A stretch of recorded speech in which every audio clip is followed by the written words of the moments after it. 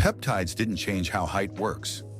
What they changed is how clearly we can see the limits of the system.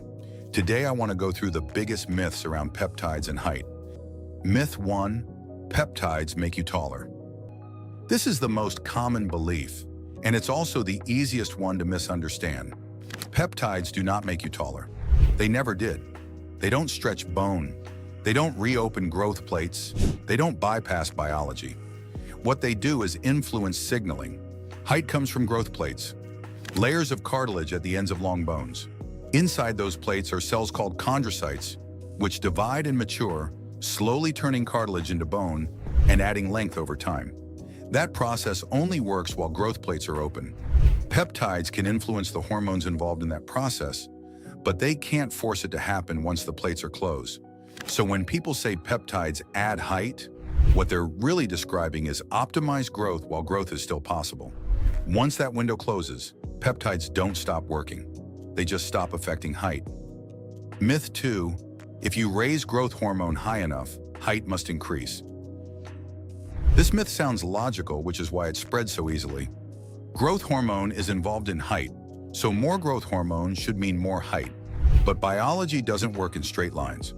Growth hormone only leads to height increase through IGF-1 acting inside active growth plates. If those plates are open, increasing growth hormone can accelerate growth velocity. If they're closed, growth hormone goes somewhere else. Bone density improves, muscle tissue responds, fat metabolism shifts, recovery improves, height does not. That's why adults using growth hormone don't suddenly gain inches, even with elevated IGF-1. The signal is present, the target is gone. Myth 3, stronger peptides lead to better height results. This is where a lot of people go wrong. They assume that if a compound is more powerful, it must produce better results. But when it comes to height, timing beats intensity. A mild signal applied at the right developmental stage outperforms a powerful signal applied too late. That's why pediatric endocrinology focuses on when intervention happens, not how aggressive it is. Once growth plates close, no amount of signal strength brings height back.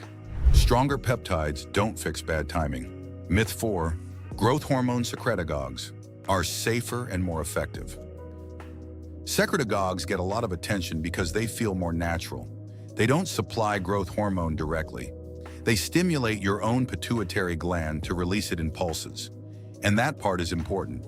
Growth hormone is meant to be pulsatile, especially during deep sleep. Short, sharp pulses resemble natural physiology far better than constant elevation. When growth plates are still open, those pulses can support an environment where growth continues. But this doesn't mean secretagogues guarantee height gains. If growth plates are closed, the same pulses shift toward recovery and metabolic effects. And if stimulation is constant, the system adapts and response dulls. Secretagogues don't override biology, they still depend on timing. Myth 5, if growth hormone spikes, growth must follow. Another subtle but common belief, growth hormone spikes are necessary. They're not sufficient. Without responsive growth plates, adequate nutrition, and a balanced hormonal environment, those spikes don't translate into added height. Signals don't act in isolation. They operate inside systems. Spikes alone don't create growth if the system they act on is no longer receptive. Myth 6, convenience compounds are safer.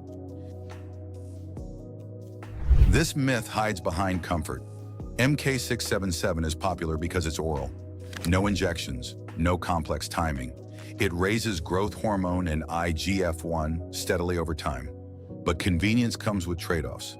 Steady elevation affects appetite, water retention, and interacts with estrogen.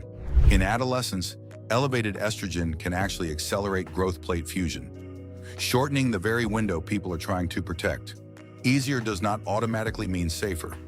Long-acting compounds like CJC1295 and tesamorelin were designed for metabolic and recovery purposes, not height. If growth plates are open, they may support the environment. If they're closed, the effects move elsewhere. Myth 7, steady hormone levels are always better. This belief sounds reasonable. It's also misleading. Biology usually prefers rhythm. Growth hormone works best in pulses. Flattening that rhythm changes downstream effects. Steady levels aren't inherently superior. They're context-dependent. Optimization depends on how the system is designed to respond, not on what feels simplest. Myth 8: if peptides didn't work, nothing will. This is the most damaging myth of all. Height isn't controlled by one molecule. It's shaped by genetics, timing, signaling, and mechanical factors working together. Genetics sets the range. Biology determines where you land within it. Peptides influence biology. They don't override genetics. Once skeletal growth ends, height discussions move into a different system. Some people explore decompression, posture correction, and spinal hydration strategies. These don't lengthen bones. They address compression and alignment. Peptides may support recovery here, but they're no longer height drivers. Different mechanism, different ceiling. Up to this point, most of the myths we talked about share one theme. They assume height is controlled by a single lever. Change the hormone, change the compound, change the protocol. But the deeper the system goes, the more that assumption starts to fall apart. And that brings us to the myths people usually discover last, often after years of trying the wrong things. Myth 9: height is purely genetic, so peptides either work or they don't. This myth sits on both extremes. On one side, people believe genetics decide everything.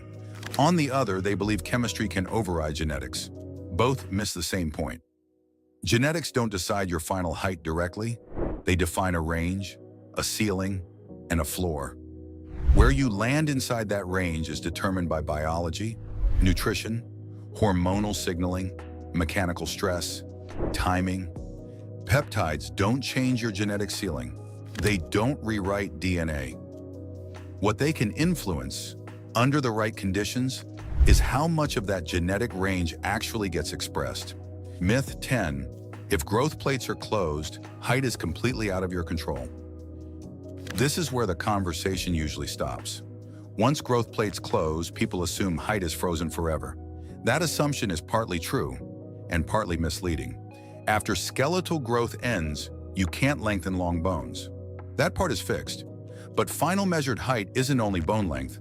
It's also influenced by spinal compression, disc hydration posture, joint alignment, daily loading patterns. This is where people confuse growth with expression. Peptides don't reopen growth plates, but they can support recovery and tissue quality in systems that affect how height is expressed day to day. That's why some people notice small changes without any bone growth happening. Not because peptides created height, but because they supported a different mechanism entirely. Different system, different expectation. Peptides are not height hacks.